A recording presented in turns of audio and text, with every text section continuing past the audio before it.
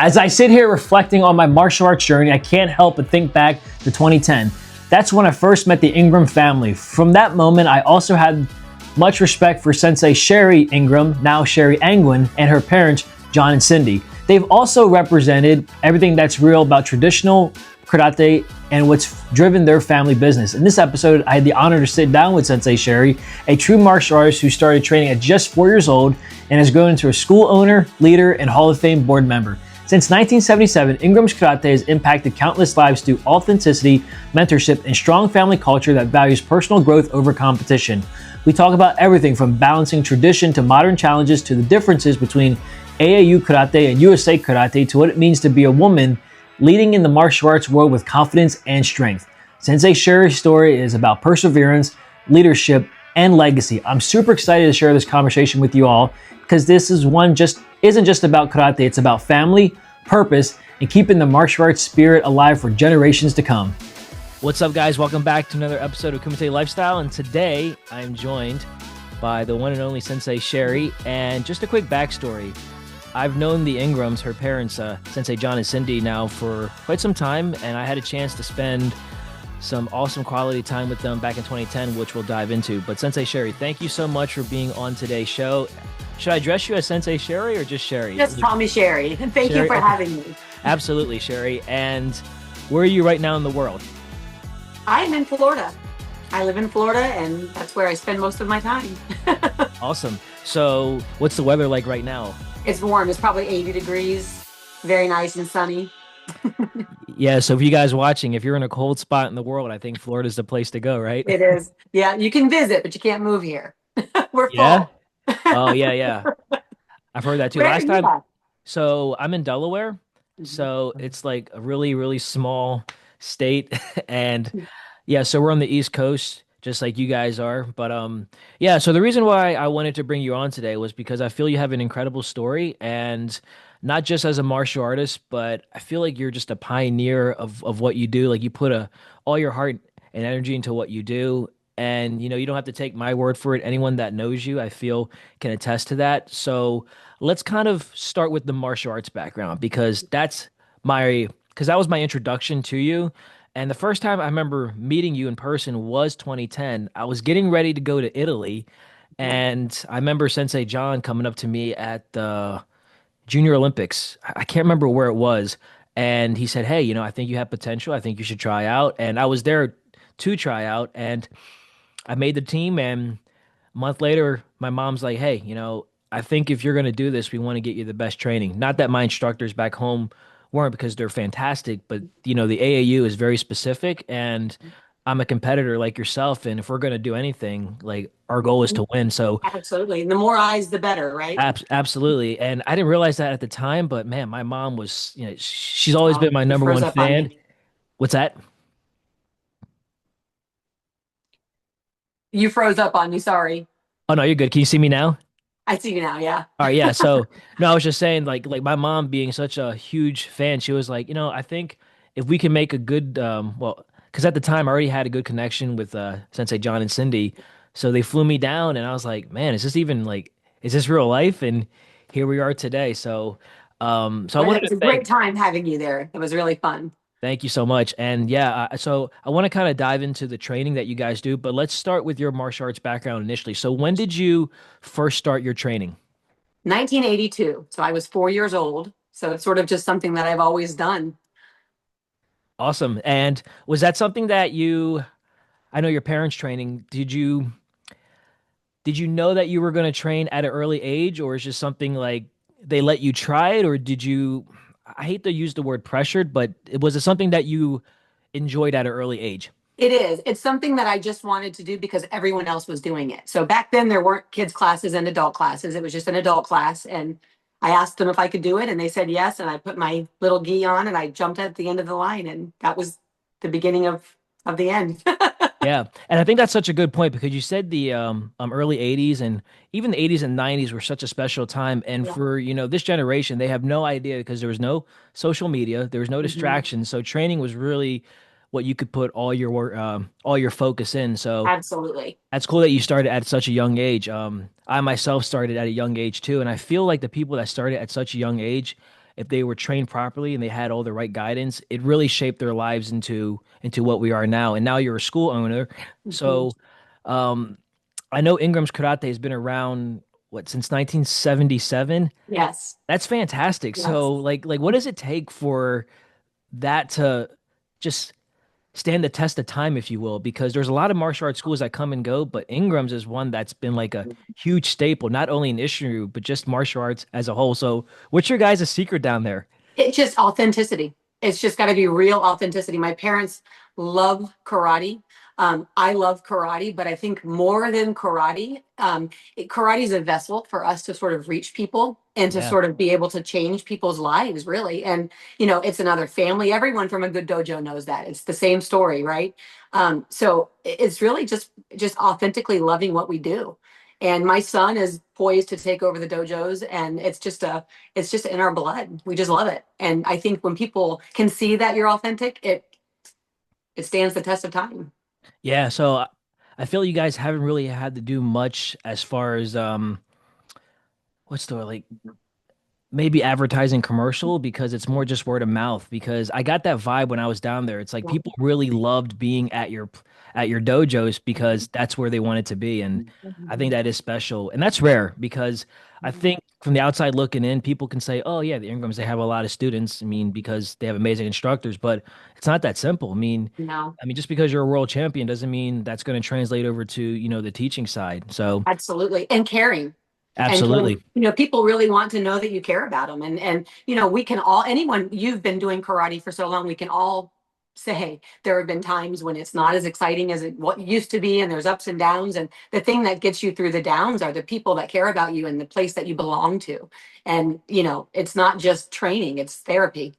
Oh my goodness, yeah, and I love how you said people don't care what you know until they know that you care. That's something that I Mhm, really live by. It's something that, mhm, Sensei Howard preaches to me as well. mhm, And it shows, like, and kids don't realize that, when you say it to them, they're like, "Oh, okay." But as we mhm. get older, we realize like that was pretty powerful. So growing up in the dojo, what was a typical day life, yeah, typical day like for you? Because I know you're training, but you're also balancing, life as a young kid, early teen. So Mhm. walk us through that, Sherry. What was, yeah, like a typical So day for you? yeah, when I was really little, my sister and I were just dojo rats. We didn't, there wasn't a babysitter. We just went to the dojo with my parents, however early they were getting there, and ran around and ran amok until classes would start, and we would do art. She did class for a while. She got her green belt, but we Yeah. would just probably annoy everyone that was there all day long. And sometimes we would be lucky and my grandparents would come pick us up. But usually we were just at the dojo with my parents. And it was really cool and very inspiring because I got to watch the relationships that formed there. And there are people that are in my life still that I consider uncles and aunts that I have known since I was 5 years old. And I just knew them at the dojo. And they're still very close to me now.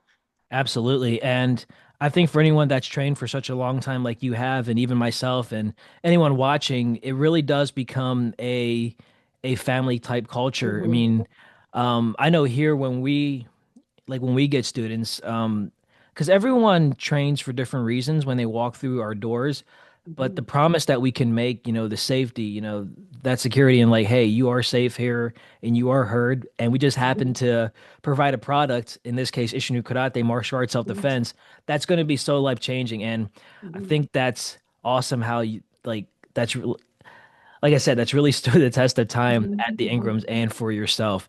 Um, so now that you've been at the dojo, and like you said, dojo rat, I love that terminology. When did you start competing? Because I know when I first came down to the Ingrams or your dojo, because you guys have what, two or three locations now? There's three locations actually. It's kind of a funny story. So I took over, I guess it's probably been 25 years now. I took over, there was one location, I took it over. And then my partner in crime, best friend, amazing martial artist, Jennifer Davenport, Yeah, runs shout out that to her. location. Yep. Yeah, she's amazing. She's amazing. I wouldn't be able to do any of that without her, but she runs that location. So I went and opened a second location in Tampa. And then my parents at that time were retired. And then they kind of like, they didn't love retirement, I guess. So they went ahead and opened another dojo in Hudson. So right now they're running one and I have two, but I run one and Jennifer Davenport runs the other one. That's awesome. So Mhm. I remember the location I went to. So there was Newport Richie. Mhm. That's Is the one you went to.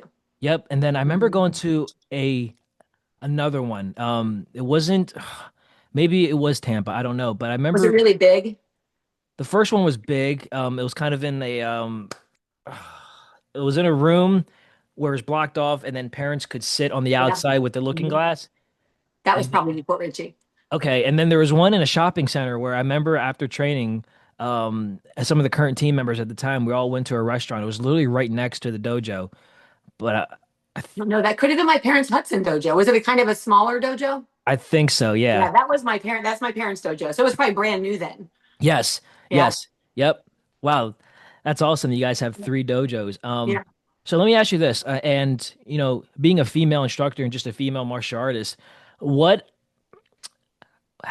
was there any type of adversity that you as a female practitioner and the reason why I'm saying that is because I just did a recent interview with Kim Platt, who's an instructor up in New Jersey, and she's Mhm. killing it up there, and Mhm. I think gender or not, if you have a skill set, like who cares, but I think like for you though, did you ever face any issues or maybe backlash from maybe a typical male consumer, sorry, that was interested in martial arts? So I don't think so. If I have to think real hard about it, I guess maybe I could find some things. I just don't choose to live my life that way. If there's Absolutely. anything like that, that's a negative vibe that I'm getting, I just don't dwell on it. So, I don't think so because that's not something that I'm interested in, like dealing with. So, Yeah. you know what I'm saying? Like I've never really experienced it. Everyone's always been very respectful, and I mean, for sure, if my husband's with me at the dojo and someone's coming to sell us something, they don't even notice me there, and they try and sell it to him, and he has to say no, it's her dojo. So I just think Yeah. it's funny, but it doesn't offend me. No, that's awesome how you just because your passion for martial arts, you just like don't really care in that sense, right? You focus on the positive. Yeah, you just go do your thing and do it to the best of your ability, and man or woman, it doesn't really matter. I don't think.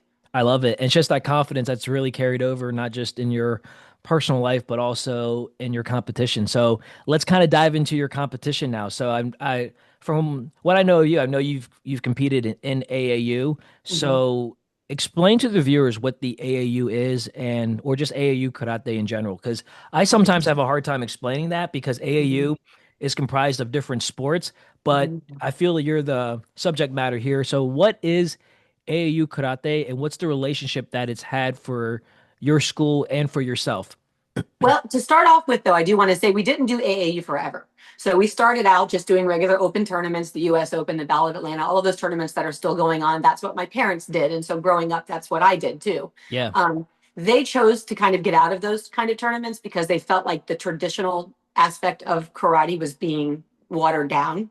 And so one of the biggest things I respect about my parents is they went from being at the top of that sort of circuit and of that world to just jumping in at the bottom of a different one because they thought it was better. So of course it didn't take very long before our dojo was at the top of that circuit too. But AAU is just a lot more, it's a lot more traditional karate. So like you don't score points if you're jumping up in the air. It has to be a technique that if you wanted it to hurt someone, it could have. And the only reason it didn't is because you pulled back and you had control. yeah, So same thing with kata. Like you can't make one up and put a back handspring in it. It has to be a traditional kata that everybody knows exists. So, yeah. that's really all it is. And it's very organized as far as like really well trained referees, and it's just a very professional organization. Parents aren't down on the floor with the students at the same time and That's stuff the like that. worst. It is.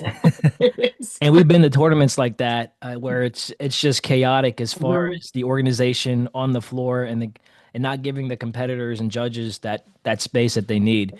But yeah, like AAU is definitely organized, like you said. It was an organization or it was a time in my life that I really enjoyed because it was all laid out for you. Like you knew what the Mhm. expectation was. Yeah. And like Coach O'Hara told me, who's like, like the philosophy of winning is easy, just train harder than your opponent. Right. And that's Amen. something and that's something that I really took with me. And on the topic of AAU, I mean, like I only did it for maybe 2 or 3 years tops. Mhm. And then, I was in college, but I just remember like, man, like it was such a professional time in my life where as a young 20-year-old, like, man, I really get to compete on the national scene Yeah. and even go to Italy. It was like it's like you don't really realize how important it is until after the fact Absolutely. because That's I so do it. true.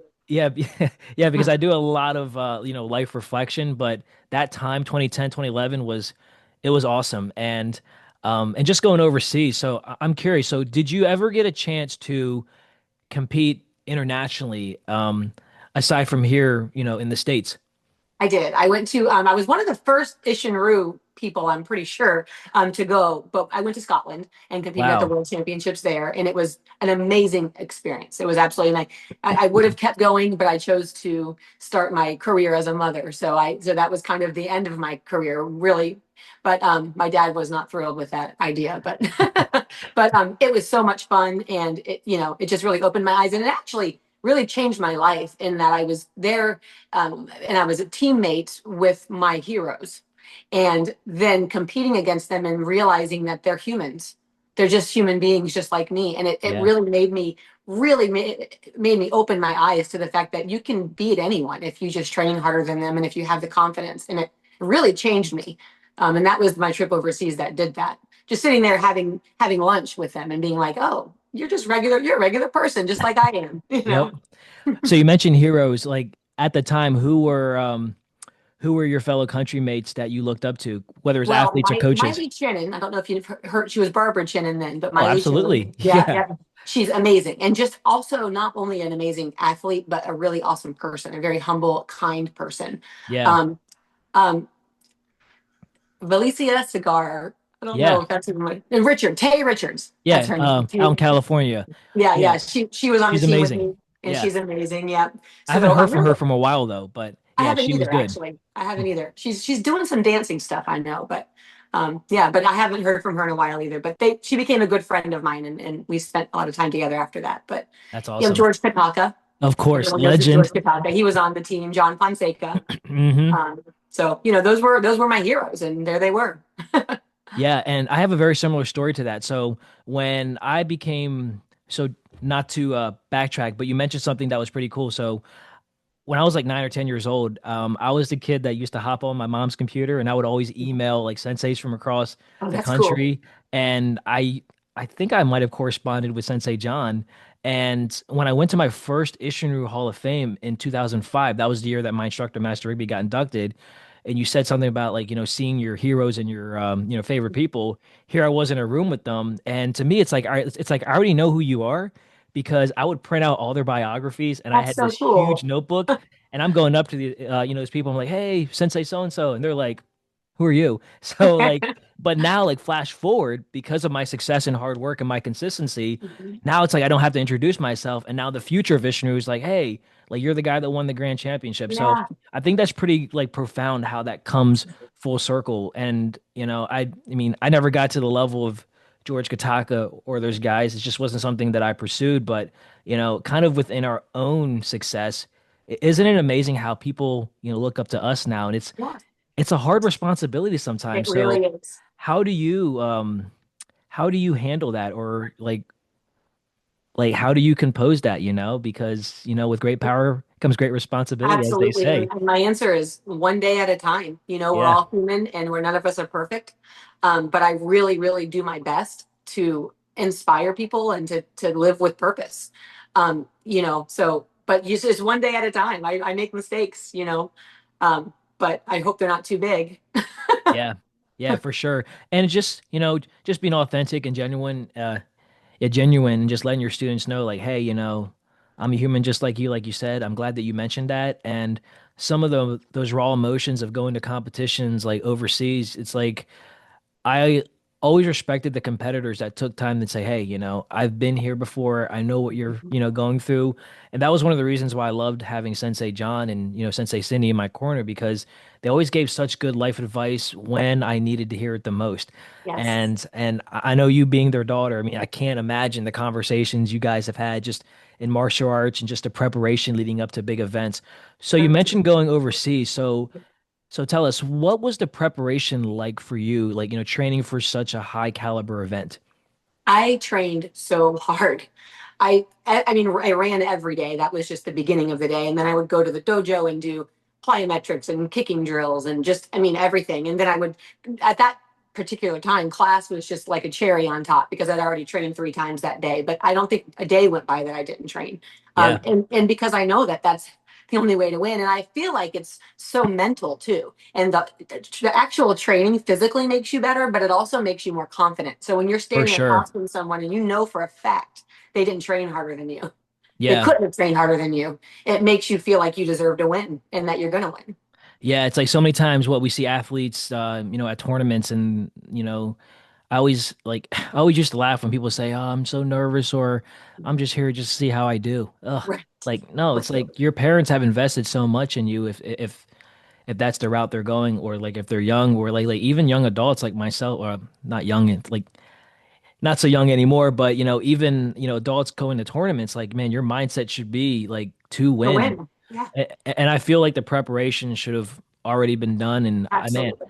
I remember your I remember your dad putting us through hard calisthenics and cardio, and that was like some of the best training that I haven't like at the time. I didn't specifically go through that, but like I understood why your dad outlined everything that he did for his athletes, and I'm sure that was just through trial and error, and just Sure, absolutely, absolutely. Yeah, he just learned everything the hard way by doing it. yeah, And to me, it's also very important. Like in my journey as a martial artist, tournaments were a small part of it. They were a part of it, and it comes and goes. You're not going to be competing forever. I think one of the things that's so cool about karate is that whether you ever decide to do tournaments or not, they're not for everyone. Some of the best martial artists I know have never done a tournament. yeah, That's just a part of it, and it's kind of the sport of it. And if you are competitive and you think it sounds like fun, you do it. But yeah. you can be an incredible martial artist and just train for yourself. That's not really, I don't feel like what karate was designed to be in the first place. You know what I mean? Yeah, for sure. And that goes across for any martial art, whether it's karate, Yes. jujitsu, Yes. because I feel like, especially nowadays with how fast the world is going with social media and like, like everyone wants this instant gratification, especially in sports. And you said something that was pretty profound just now that martial arts, its true origins or its true intentions was self-defense.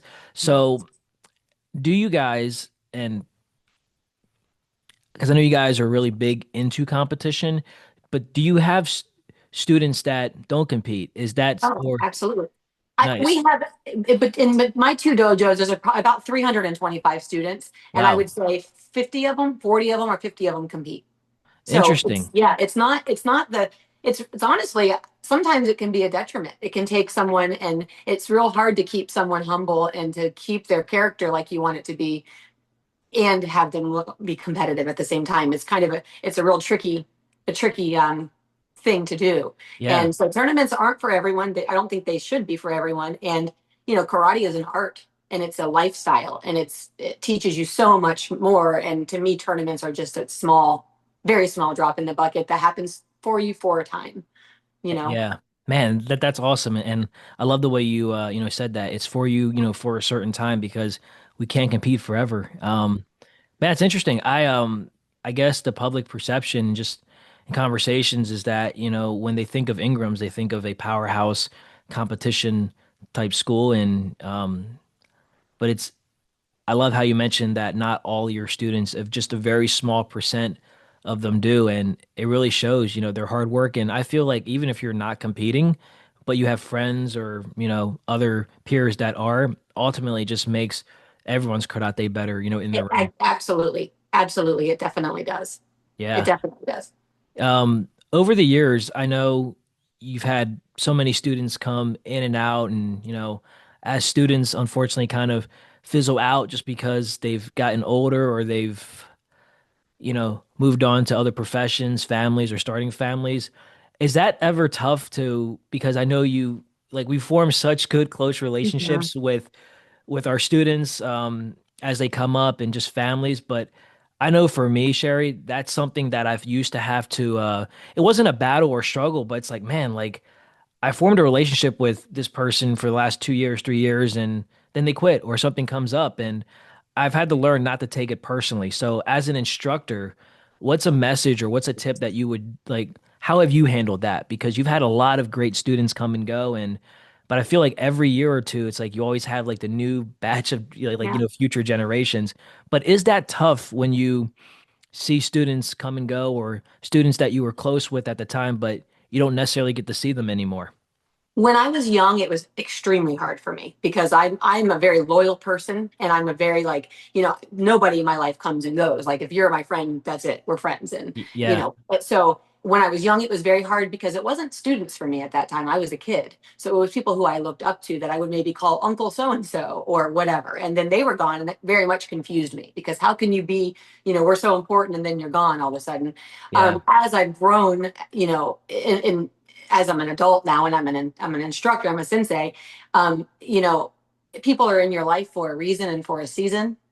And that season in their life and that season in your life, for whatever reason, you were brought together for that time and something beautiful happened. And it wasn't meant to always, it's not always meant to be a forever relationship, whether it's in training or just a friend or whatever. So, I kind of have learned that, looking back over the past, gosh, 40 years, there are just generations of people. And you can be like, oh, the era where that person was there and the era where that person was there. And there's always a different group of people that you can look back and remember. And it doesn't bother me anymore, but it was hard when I was a kid for sure. Yeah, absolutely. It's those same raw emotions and feelings because as humans we strive for that connection and I don't care what anyone says. I mean, I think we were put on this earth to establish connections and I think karate has definitely given us that and then to kind of having it or have it taken away, if you will, but that's just the maturity and I totally agree with you there.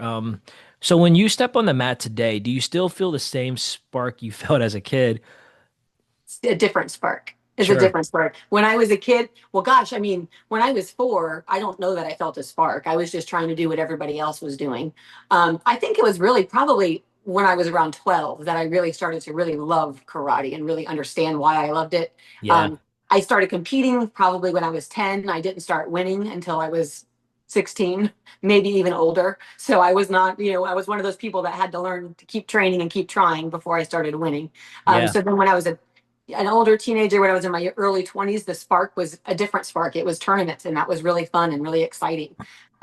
Now the spark is just students that I have. Like just the other day, we were at like a booth at a school, promoting the dojo, and I had one of them was actually my nephew, and then two other students, Lucas and Anthony. They're 15. They're all 15. Luke Anthony's 18, and I'm looking at them, and they're helping me at this booth, and then I'm just flashing back and remembering when all of them were 3 years old when they started karate with me.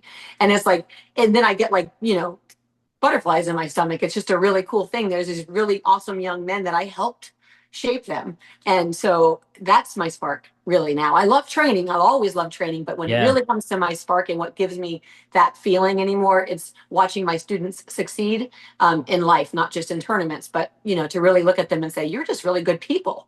Yeah, for sure. And I know that's also a huge, credit to what you guys are doing and what you guys continue to do. So it's nice that you can kind of see a little bit of them.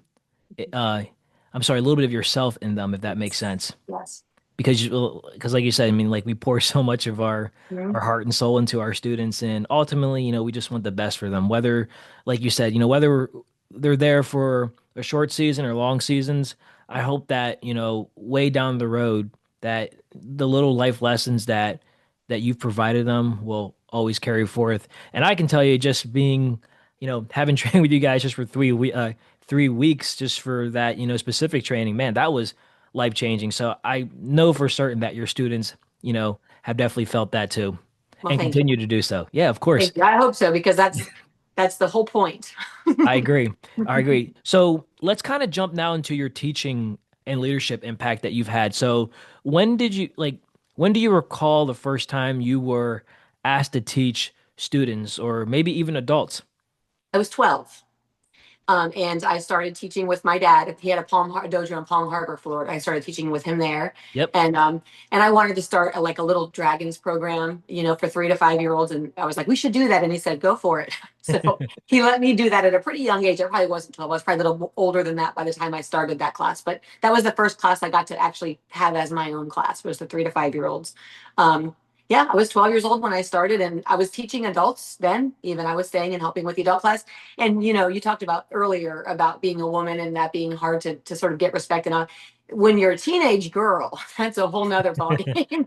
You have to Yeah. work really hard and prove yourself, improve your knowledge to really be able to be looked at with respect. So I learned that at a pretty young age. Yeah, for sure. And like during that whole process, like what was something you really learned fast about people or like even adults as you were trying to teach them? Because for me, I was like, man, like some adults are great. Some adults are just like, man, like it's almost like they don't care, you Yeah. know? So that was tough for me as a teen as well. So Yeah. I guess just really learning that people want to be seen. Like when they're training, if they are trying and they're seen and they're acknowledged, that really makes them want to work harder. Um, you know, and just focusing on the positive really seems to be key, I think. yeah. I don't know if that And answers your question. oh no, it does. It does. So can you can you recall any specific moment in time teaching? Because I have a story that I love sharing with people and I'll share with you, but I want to hear yours first. Was there ever a time when you were teaching on the floor? You said age 12, so maybe it was probably when you first started teaching where you're teaching a group of kids or adults and you were just so nervous that nothing was coming out of your mouth and it's almost like time stood still and maybe there's 5, 10 minutes left in class, but time was not moving at all. Was there? I do not have that. I've Oh got the gift of man. gab. So I want to hear yours. Yeah, so I it's thankfully it's only been one, but I was 15 or 16 and I just gotten my black belt and I think I was still volunteering because Master Rigby at the time had what was called the SWAT team, which is a like a Special junior. winning attitudes team. Absolutely, yep. So I feel like, yeah, I think that team's pretty common across a lot of karate schools. For the longest time, I just thought it was something that he made up. I was like, okay, this is pretty cool. And then I went to tournaments thinking like, yo, like, how'd you guys get that patch? Come to find out, it's The like thing. yeah, for sure. So, but no, to go back to a time when I was really nervous, I was, like I said, 15 or 16. And usually the way the format was, classes were like 45 minutes to an hour. And the last 15 minutes, Master Rigby would then break up the students based on belt rank. And at the time, he had a really good instructor team, but there's always like young kids like myself or young teens volunteering. So the more help you have, obviously it's better. So he put me with a group of green belts, and I remember I think there was like 9 of them. And he said, "All right, all the green belts go towards the back of the room." Well, towards the back is kind of like the entrance where all the students come on, plus you have all the parents watching, no pressure. So I'm like, "Oh my goodness. All right, so and he said, all right, just work on Shinto, which, is a kata in Ishinru. So I'm purposely having my back towards the parents so they can't see me. And like I'm shaking. Like thankfully, like my gi pants were kind of baggy enough so you couldn't see them shaking. But I was like, all right, guys, do Shinto. And typically when they're done, doing a kata as instructors, we always give feedback. Or if there's Right. questions, we do our best we can. Sherry, there's no feedback to be given because I couldn't say anything. I'm just like, all right, guys, do it again. Do it again. You're looking at the clock. Oh my goodness. And like it would not move at all. It's like an old school analog clock and like it would always move, but it wasn't, for whatever this day. And then I look all the way over on the other side of the corner. I see Master Rigby taking a knee, and I swear to this day he was just like staring hard at me. So I got that. I got the students and of course the parents, just that anxiety. Yes. So then finally class gets done, and then after class, I walked up to Master Rigby and said, "Hey, how did I do teaching?" Because I just wanted to hear his feedback. He said, "I don't know. I wasn't watching you." I was like, "Oh my goodness!" But you could So have swore you could have felt his eyes boring into your yes, brain. and Yeah. I'm sure he was watching at some point, but like he was scanning the room, and Right. then but no, like it was such a valuable life lesson. Like man, like unless they're there, unless you're teaching them, parents most of the time don't care Oh, because I know. they're sitting, they're on their phone, right? They're reading a magazine, and even the other instructors or head instructors, like, yeah, they're observing, but it really taught me like, man, as long as I'm putting my energy on the students that I'm teaching, everything else is just background noise. And that's something that I love sharing with any Yeah. aspiring instructor. Well, and don't you think that also applies to especially adult students who are nervous to start karate because Yeah. they think everyone's going to be looking at them? And I'm Yep. always like, don't worry, no one's looking at you. They're too worried you're looking at them. Everyone's just worried everyone's being looked at. Just do your thing and you'll be fine. Absolutely. No one cares. You're doing fine. Yeah, it's like sometimes when we're teaching a class and it could be a group of like 10, 20, 30 people and I mean, I'm a huge advocate of preparation, so if I know what I'm teaching or if it's a lesson that I've taught so many times, it's like cool, I can do this, but every now and then you get a lesson. It's like, man, like this one's going to be a little bit of a challenge, Yeah. all in a good way. But I've learned that, half the students aren't even paying attention Yeah. because you know what I mean? And I know that because I tested that. So we have other instructors that come and teach, and then I was on the wall, and I always do my best to lead by example learning. But I was like, yo, I totally get how you can kind of just zone off and think about, what you did yesterday. So Yeah. half the time that's the case for some of the students, I feel. Yeah. Yeah, for sure. That's the challenge, right? Yeah, for sure.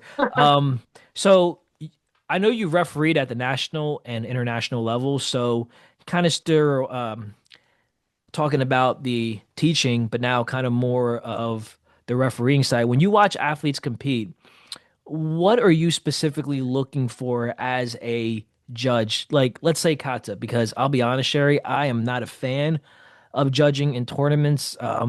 Probably like your more local ones or the one recently down in Gatlinburg, just because eh, it's so far off because you have a good kata, then you have a bad kata. So it's like when you're judging, because I saw you judging, I think you were a head judge.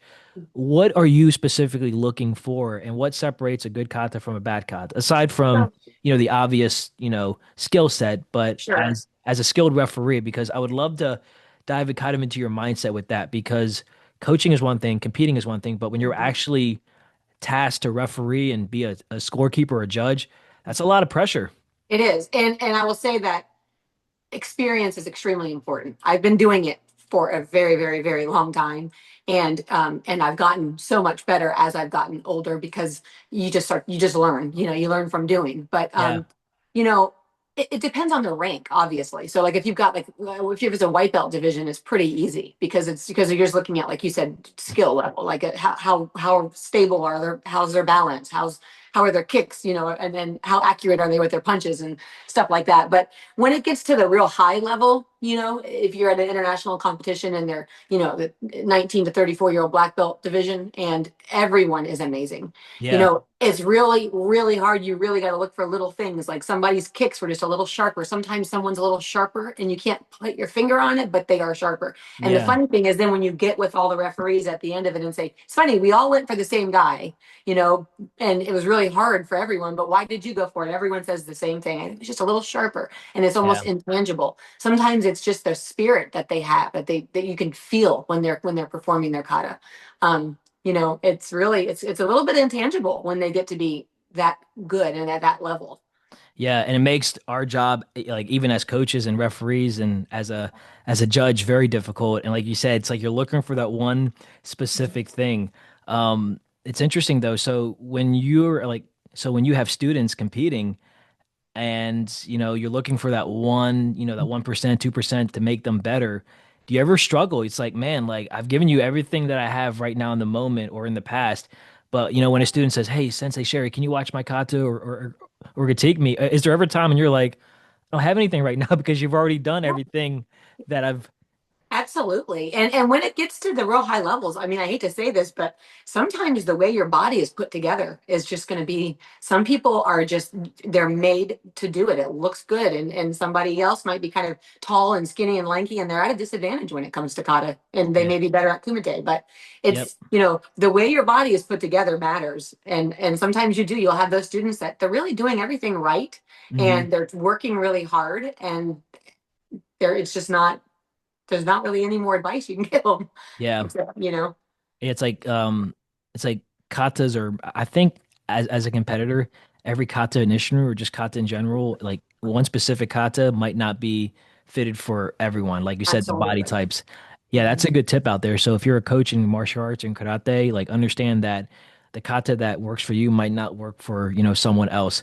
Um, I have a question. So as a judge and a referee, right? Let's be real. Sometimes when you have like a certain competitor, do you think judges are sometimes like, okay, well, um here's Jacob Little, right? He's won kata. It's almost like, okay, he's going to win for sure. But how do you kind of like separate that? Because anyone can win on any given day. But Absolutely. I know judges. I've talked to judges that said, "Oh, well, here's Nick Earn. He's going to win." No, I like you don't know that. So, do you feel sometimes judges are just judging it based on past merit and only judging the name, not really the performance. And then you have like an up and coming student that was actually better, but because they're a nobody, they're already dismissing them. I will say not the good ones. Yes. But yes, but I have definitely seen that a lot. And I will also say there's a little tiny bit of me that feels like you sort of earn that position when you work really hard, that your name is known and you're really that good. And I don't necessarily always think it's terrible that the guy that's coming up has to work a little extra hard to dethrone you. Not at all. And it's like, so yeah, maybe there's a little preconceived notion that you're going to win. And so then you can tell the student that's working hard, keep working hard because eventually that'll be you because guaranteed, actually for Jacob Little, I can tell you, he Yeah. had to work really hard to dethrone some people and he earned it. And now he gets that. They can say, oh, look, it's Jacob Little. So, I think, yeah, it does happen. It shouldn't happen, but it's kind of the way it goes. Yeah, it's I didn't get a chance to meet Jacob in person, but I remember seeing him in Tennessee and I know there was some hype building up around him. So it was I thought his kata was fantastic and just again, it just it's just a showing and of everything that you guys have really like, poured into him and you said something pretty profound where he had to work for it. And I've always respected athletes and just people just in life that, if it comes easy for them, it's kind of like a flash in the pan, right? It's like some people don't have to work for it. So it's like, oh, this is easy. But I've learned that people that actually have to work for it, it means a lot more when they actually get, that success that they want. Absolutely. And Jacob Little is actually one of Sensei Jennifer Davenport's students, and she's worked with him. He trains with all of us, but she's his sensei, and she's the one that does most of his training. And since Nice. he was probably, I don't know, I'm going to say 4 or 5 years old, and he shares this story all the time that he lost every single tournament for I can't even tell you how many years. And he just would not give up. And he just kept training and working harder and harder and harder. And then the next thing you know, it was probably 5 years ago, we were just sitting there watching him. And I was like, oh my God, he got really good. And then it's like, that's the cool thing about karate is it really, if you want to be really good at it, you can be. And I Yeah. always tell my students, it doesn't matter how good you are today. It totally doesn't matter if you're good or you're bad. All that matters is that tomorrow you're a little better than you were today. And if you keep doing that, you have nowhere to go but to end up being really good. It's going to come at everyone's own pace. And like you said, the ones that had to work harder for it appreciate it better. And they end up in the end being better than the talented one who they just took it for granted. Yeah. Sometimes it's a disservice to have so much talent. Yeah, for sure. Because you don't like if things are kind of spoon fed to you or it's just kind of been given. Because I was always, it used to kind of like frustrate me, Sherry, when I would see certain students, whether it was students that I've trained alongside or just heard of, they go to tournaments and they're coming off from like a vacation or, they haven't trained in 6 months and then they win. I'm Yeah. like, man, like what's the secret formula to it? But said it just now talking about Jacob and how, just that perseverance and because one day something just clicked for him and whatever that was, maybe it was a life tip that you gave or since yeah, Jennifer Davenport or even your parents or whoever. And then one day it just clicked and here he is with the success. And I think those stories are the ones that I love to hear, you Me know? too. Me too. And the fact that, and the most important fact in the whole thing is because medals fade, right? So like Jacob Little's got all these medals now, and he's just an example of one of there. We've all got these students Yeah. that medals aren't going to be what matters forever, but the lessons that he has learned. It's why I get so frustrated when you have a student who's getting ready to get their black belt. And we all know black belt's where it begins. It's not where it ends. But Yeah. it is the first big, goal that someone has. And you have a student who started karate when they were 4, now they're 11 and they're getting ready to get their junior black belt. And then we make our students do a run that they hate, but it's part of it because we want to know that they're mentally strong too. And Yeah. then it's like they don't want to run, they don't want to train in it real hard anymore, and then they want to quit, and then their parents let them quit. And I'm always like, so 8 years, like 100% of their life, they've been training and had a goal, and now the first big goal that they've ever trained for in their whole entire life, you're going to allow them to just fail. Yeah. And it's not something that everybody can pass if you work hard enough and do the training. Our test is not something that everybody won't pass, but it's not because they can't, it's because they Yeah. don't want to work hard. Yep. And it's like it blows my mind that people don't understand how important it is. It sets you up for success in your whole life, and training and tournaments, losing for years before you start winning, Yeah. failing your first black belt test and not being allowed to quit and going back and doing it again. And that teaches you how to persevere as a person, because Yeah. life isn't going to be easy, right? It's going to throw us all kinds of curveballs. We got Yeah. to be ready to Yeah. face them. I agree. And like you said something how it's like you fail and then you just keep going. That's such a hard thing. I Mhm. don't think that's something you can teach. It's just No. like someone, it's like you either have it in you or you don't. Because everyone's always high when they're winning. Everyone's Yeah. always grateful when they're winning. And but can you be a grateful loser? Can you Yeah. still have that same grateful attitude when things are down? And that's what really separates, in my opinion, Sherry, the winners from like, I'm sorry, the legit winners, if you Yeah. will, like the life winners from just Yeah. people that are like, I won today and I don't know. It's Yeah. crazy. It is. It Uh, really is. Yeah. I wanted to also kind of circle back to the AAU. So I know there's AAU karate and then there's USA karate or USA NKF. Mhm. And I had a conversation with do you know Shelby Milliken? Yeah. Yeah, so I had a good conversation actually with her. She's my first youth student I had on my podcast, and boy, is she the future of She's karate, right? incredible. No kidding. She's the future president of the United States. For She sure. is the future. Yeah. Yeah, she's just Whatever she wants to be. she's very articulate, and and like she's talking to me like she's an adult, and she's using all these words. I'm just like, do you understand what you're saying? But she Yeah. does because she like backs it up, and I mean, obviously she has a great support system from her parents. But I was talking to her dad a little bit after the show, and I was just asking him about like what's the trajectory for AAU karate, and because you have AAU, then you have USA NKF or USA Karate. I've been so out of the loop with it, but if we can agree, like those are the two, I guess, pedigrees, if you will. I like, why is there two? If because if all the athletes can agree, like WKF is the number one, it's been proven because it's been at the Olympics. Why do you have two organizations kind of constantly fighting with the same athletes? And there for a while, you had the same team coaches for both Mhm. AAU and USA and KF. So there's obviously potential there, Yeah. but on the outside looking in, educate the viewers like why is there such a huge faction, if you will? Because Politics. yeah, that's what And it that's comes down really, to. Yep. yeah. I wish I had a better answer, and I wish that wasn't the answer, but it is. Has there any, has there any been, I'm sorry, has there been any word or talks of any type of collaboration for just the betterment of karate as a whole? Not that I've heard of, really. Yeah. I was Yeah. just curious Yeah. because I know what like George Kataka's done both, right? Yeah. You have so many athletes that have done both, and Yes. I mean, if I was the president of USA Karate, if you take away the politics, I'm like, yo, let's merge. But again, people want to be in charge, so I get it. Yes. I mean, I don't That's get the it, answer. but That's the answer. You just answered it. yeah, That's just, it's just a political thing, that it's just human nature, and there's no getting around it. And it's not just karate, it's pretty much everything. yeah, it's crazy, right? Yeah, it is. Yeah, it's like, we all like, people, preach like, yeah, like let's unite. But then when given the opportunity, right, they don't because people don't want to pass Not up or me. give away their title. Yes. It is unfortunate, but I don't think it ultimately though, I don't think it's detrimental to, the I don't think it is development of at all. karate. I don't think it is at all. I have some students that do both. AAU is where we put really put our energy. I really love the family atmosphere that the AAU has.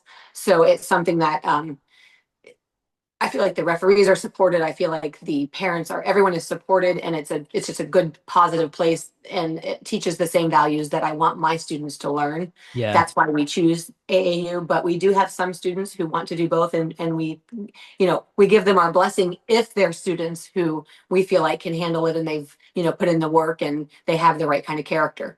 Yeah, I agree. Um, so now moving forward, let's just have some fun with some hypothetical Okay. questions. And Uh-oh. so let me ask you this, because I know you're a diehard martial artist, just like myself. But if martial arts disappeared tomorrow, Mhm. what part of your mindset or lifestyle would you still carry with you? So I carry my whole lifestyle is based around the the things that being a martial artist has taught me. It's the same thing that my faith teaches me. To me, it's the exact same values.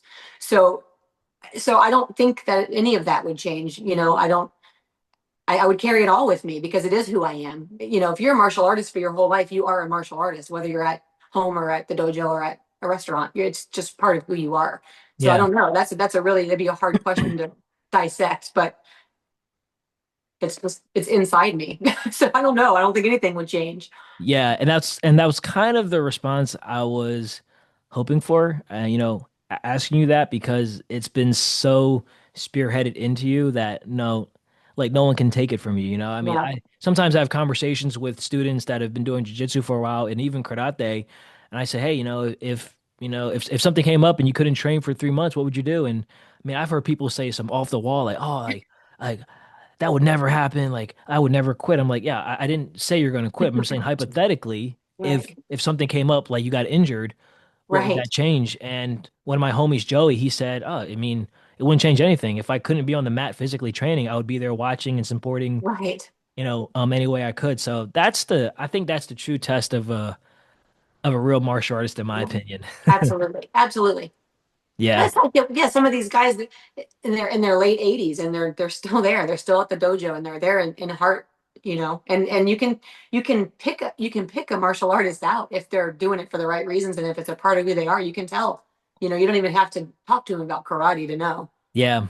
What's the oldest student you guys have? Right now, the oldest student we have, oh goodness gracious. Ours is like 80. I think we have, Yeah. I would say right now, I would say late 60s, but that's usually I could beat that, but I can't right now. yeah. No, Yeah. that's awesome though. Like, Yeah. s- so it's just a test that, age has no limit, No, and it's also the structure and the safety that you guys put into place. I really believe martial arts is for everyone if taught correctly. So, absolutely. no, that's cool. Now, I was just curious because, I know you guys have been around for a very long time, so I didn't know if you guys had any, quote unquote legacy students that have just been there for a long, do you have um, uh, so aside from you, what student has been there for the longest amount of time, if you can recall? Okay. Yeah, just kind of Gosh. a fun question just to kind of get you Yeah, that's thinking. a really hard one because I had so many that started when they were like 3 and 4, and oh,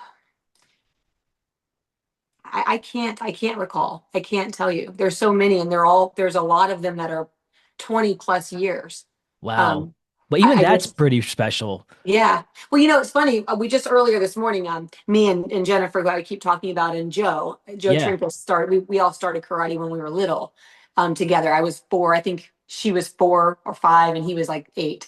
And we just got through training together this morning. We were all, so we've been training together for 40 years or 44 years for a very long time. And so we're all my parents' students. So, you Yeah. know, No, that's yeah, cool. It's just, yeah, I know because no, it's kind of a loaded question, but I know for us in Delaware, Master Rigby still has students that he's trained like way, way back, but unfortunately, like they're not training currently, but I know they're still around.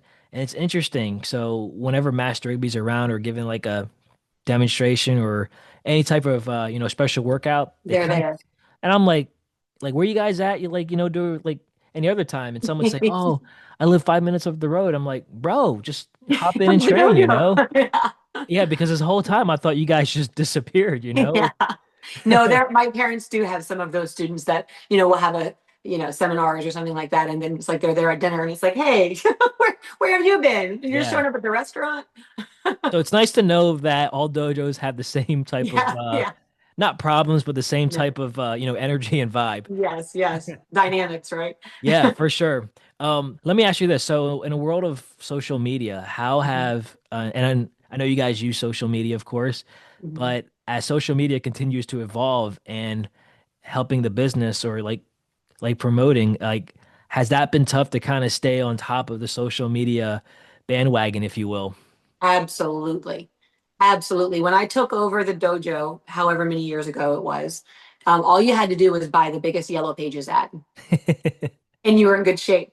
And Yep. now it's like, yeah, it's very, very challenging. And I feel like the older you are, the more challenging it is. Luckily, I have I have a couple of sons that are very good at that. So they help me. Trey, my son Trey is a videographer and a photographer. So he helps Yeah. me get content and puts commercials together for me and stuff. But God help me with Google. I'm trying really hard to figure it out, but now it's going to be AI. So we got to figure that out. So yes, it's very hard. I think it's Yeah. very difficult. It's a full-time job. It is for sure, but it just kind of keeps you still learning, you know. It's like that Yeah, white belt mindset. And I feel social media is definitely important, but it shouldn't be the make or break when it comes to, you know, being authentic because sure. I mean, you could have the best videos or the best content, but ultimately when students come in, they're gonna, you know, see the real version, like, you know, and see what's up from there. Um, Absolutely. cool. So as we kind of wrap this interview up. I know you're an ambassador now. I'm sorry, not an ambassador. I know you're a Hall of Fame board member for the Ishmael Hall of Fame. So, what went into that? And just talk about, you know, those emotions because now your name is a little bit, I mean, very important, you know, and you guys have done such an amazing job, but now you have an opportunity to kind of use the Hall of Fame as a platform for not only your students, but just the ultimate growth of Ishner itself. So when you got the call that you're on the board, what was that like? And was that something that you ever thought was possible? No, it's not. And it's a huge honor and it's extremely humbling that I was even considered. I don't know who brought my name up, but I'm grateful for whoever it was. So Yeah. it's just a really and it's a lot of pressure is the wrong word, but it's just very important. It's an important piece of the legacy that I hope to leave behind. And I hope that, me and the other new board members, because there are some Howard Steele, your sensei, he's amazing. He's got all these ideas and great things happening. And Yeah. to be able to maybe make a difference that actually lasts, forever in that realm. Is really cool. The WUIKA is the organization that we're with, and Yep. so that's my legacy there. But I've never really considered that it would be really cool to be able to have it beyond just our organization and be able to make a difference for Asian as a whole and really bring it together, elevate the competition, elevate the whole experience. And I think we're going to be able to do that. It's exciting. It's a really good group of people, a really good board. Yeah. I've been kind of a pivot a little bit to some of the, I guess, discussions just based on what Sensei Steele could share with me, and just the energy as of late's been really cool at the Hall of Fame. And we just had a recent ambassador slash grand champion Zoom meeting with with Sensei Steele leading it, and I gave my introduction. I said, "Man, what a time to be For real. alive, you know, for Ishinru, you know." And it is awesome, and it's only going to get better. So I'm super excited to see what this following calendar year has Me for the Hall too. of Fame. And again, you know, super congrats Thank on you. becoming a board member. Yeah, when I found out that your name was, I was like, awesome, right? Because now we have some young blood on the board, Yeah. I don't and care. I'm It's been called young in a minute, but that's awesome. yeah, yeah, no, like and like I mean wholeheartedly because I mean, we just talked about social media and just the world being so fast, and it's one of those things. You know, the unfortunate truth is if you know a certain group or you know if an individual is not willing to kind of bend or kind of learn the new ways, I mean, you're going to get left behind, Absolutely. and the world's not going to care. So it is Yeah. nice that we have kind of like a mixed blend, and I'm just Yeah. excited for it all, you know, and you know just to be a part of the Hall of Fame like I have for many years, and I know you're in the Hall of Fame too, so it's really cool. You know, like it just gets me excited to know that Ishinru is has really In good seen. hands. It's Yes, in good hands. it's in great hands, and it's just moving forward in a way that's you know awesome. Um, cool. So Sherry, let me ask you this. I'm gonna ask one more question, and I'm just curious about what your input is on this. So, what advice would you give to young girls or women stepping into martial arts who might feel intimidated or overlooked? Be strong.